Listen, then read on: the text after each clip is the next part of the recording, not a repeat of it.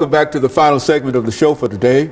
We're talking about slavery and gun violence in the South, and Alana has given us quite a bit of information relative to the fact of the existence of slavery, which created fear among the population, and by creating this fear, it also created the possibilities of the arming of people in order to protect themselves against slave violence. And I think you've indicated at least 3 insurrections, Alana, dealing with Harper's Ferry, John Brown, with Nat Turner, and Stono Rebellion, and Stono Rebellion, and etc. Now let's move on beyond the South, beyond the Civil War, and talk about some of the other things that helped to create that kind of violence in the South after the institution of slavery came to an end.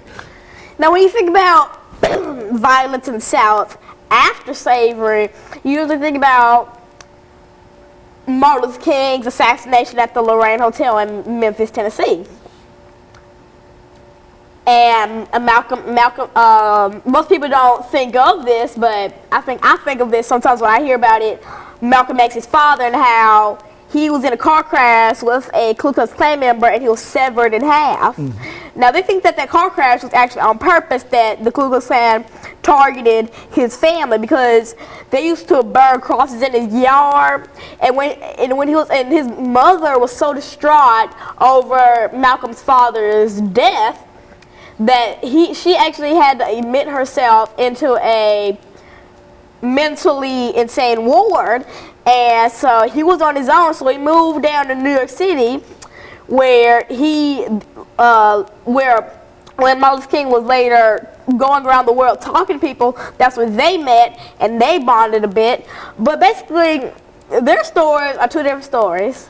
Now, when you go to Martin Luther King, you think how he had peaceful protests. He did everything the way the Lord wanted him to do it. He did it calmly, no gun violence.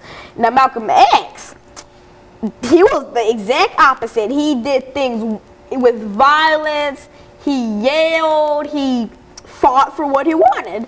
Now, Martin Luther King was so much more calm. And when you think about them, some people don't notice it right away, but they were doing the same things, but in different ways. That's how John Brown and Nat Turner were. They were doing the same. Now, they were doing the same thing, but for a little bit of different reasons.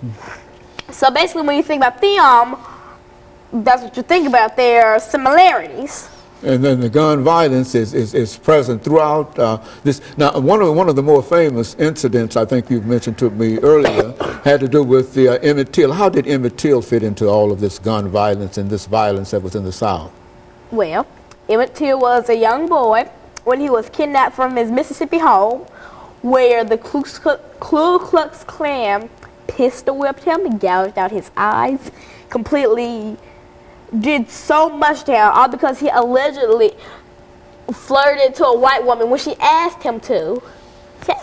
So if he didn't do it, you could only imagine what would happen if he didn't do it. But when he does something that a white lady asked for, he gets murdered. What would happen if he didn't do what she asked for?